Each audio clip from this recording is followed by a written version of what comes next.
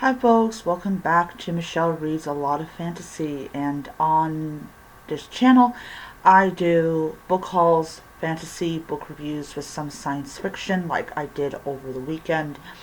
So yes, I finally finished The Ashes and the Star-Cursed King by Carissa Broadbent, but I want to, before I do the video, I want to say this.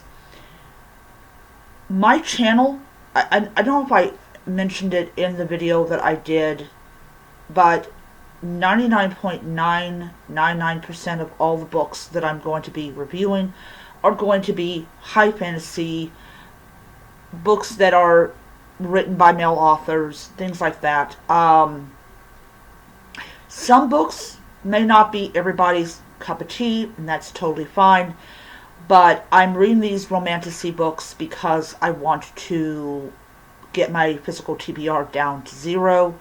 I want to say that I actually did crack open the spine of some of these books and read them. So, yeah, I am going to be the first to say I am really not a fan of romantasy. I'm more of a fan of, like, high fantasy and things like that. So, just to be clear, these romantasy books are becoming very, very far and in between, and that is what I'm intending to do, is like get rid of them and just, move on.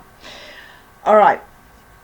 Yeah, so definitely like after March, you're definitely going to see a lot more like male, like books that are written more by men than by women. So, yeah. Alright. Okay, so here's the book. Alright, so this is about 70 pages. I actually read the rest of this book in like literally one setting because I just wanted to get it over and done with. I will be the first to say I did enjoy the first book. I did. The first book was good. Definitely was. It wasn't great. It was good. Or I should say, it was fair. So I gave this book 3 stars on Goodreads because it was a fair book. It was not a good book. In fact, by the time I got to like chapter 60, not chapter 60, sorry, chapter 55, I just wanted the book to be over. I in all honesty, I really didn't care for the book. I mean, I gave it 3 stars. I did because I was being generous.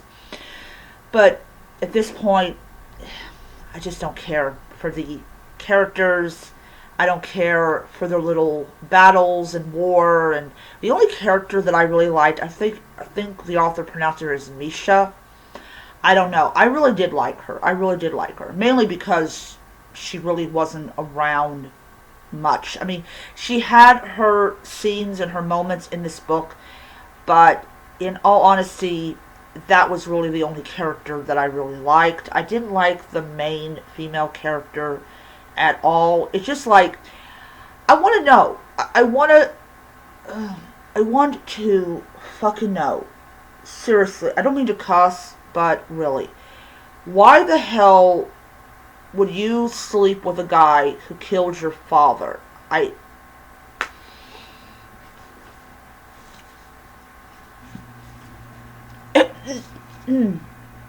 Why? Why? Just why?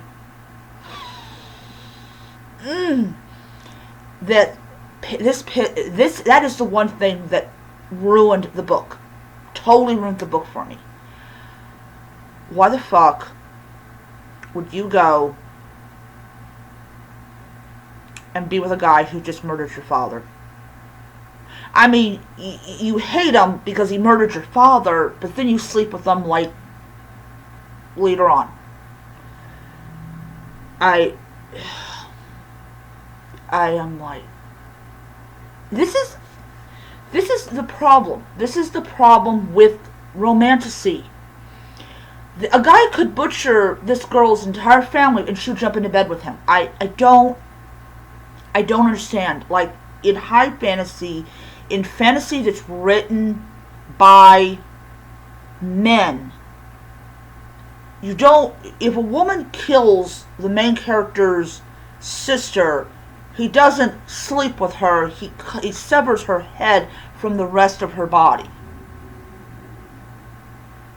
This is why I say that 99.9999% of all the books that are going to be reviewed on this channel are going to be from authors that are male, because they write the most realistic fantasy ever.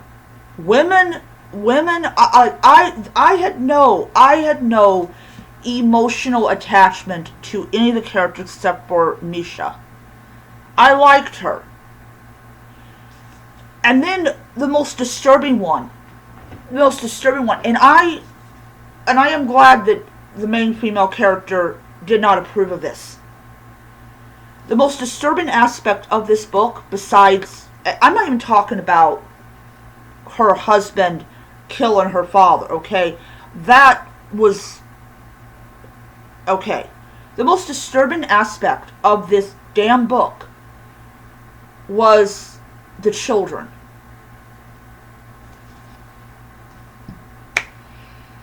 I cannot fathom why the author did this. I don't understand why the fuck she did this. There is a scene in the book, and yes, for people who want to know, I actually did read the book. There's a scene in the book that stood out from all the scenes. I mean, not even the spice, okay, which is there, okay, because it's a wedding night, you're supposed to expect that. This one scene almost made me throw the book out the window. I literally could not believe that she wrote this. There is these children. They're at this banquet. Okay? These children, little babies, are in this banquet. And you have no idea why they're there. No idea why they're there. So apparently they got people from like the human colonies that come in, particularly assuming that they're going to be wined and dined and all that stuff. No, they're there. They are the food.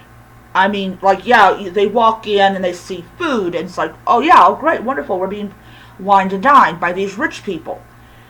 I don't even know, I'm pretty much guess they know they're vampires. I don't really know. I don't really care.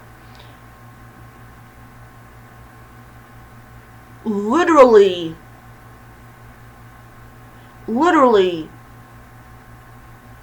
these children were turned into vampires.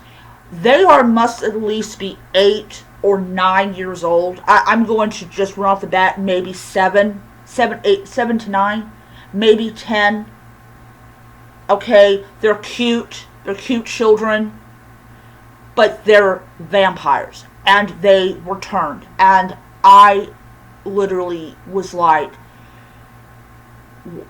why? I mean, I understand that Anne Rice did this with Claudia.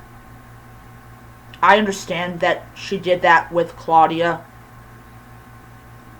But this, you're not Anne Rice, woman. You are not Anne Rice. You will never be Anne Rice. Okay? She did it in a way where if she did in Claudia, if Claudia hadn't been turned, Claudia would have died, I believe, from the plague.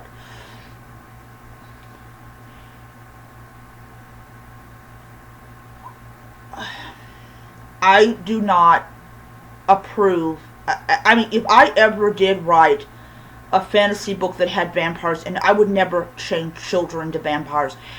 Literally, these children are never going to grow up, and they will, at some point they will want to be grown up, but they cannot because they're dead.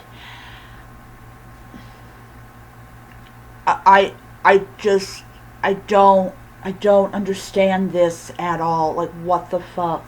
And I'm gonna be ranting and raving about that scene for all eternity. That I no, do not turn children to vampires. That is one thing that will turn me off from the entire fucking series. Do not be turning children into vampires. It worked for Anne Rice. As I said, she ain't Anne Rice, and she never will be Anne Rice. Anyways, I gave it, like I said, I gave it 3 stars because I did like the battle scenes. I did, you know, I will go back to that scene a little bit and say that her husband has a way of, like, making somebody's death very quick. Like, they're dead. And he did it because he was just disgusted by his hostess. So, yeah, okay, that I do give him points for that. But, anyways, I did like the battle scenes. The battle scenes were really well done, but I cannot get over the children. No. No. Anyways, as I said, I will probably, I have the 3rd book. I will definitely read the 3rd book probably in January. I just need to get away from her for, like, ever. And as she brought up 2 more books, I have no desire to, once I finish the 3rd book, I will not ever revisit the series, ever, because, I'm sorry, but that was in total bad taste. And you're giving other authors the idea, and no. Anne Rice had a reason why she did it, and she was a master storyteller. You're just doing it because you wanted to. Alright, I'm going to end it there before I throw up. So I'll see you guys next time, and until then, keep reading those fantasy books. Bye.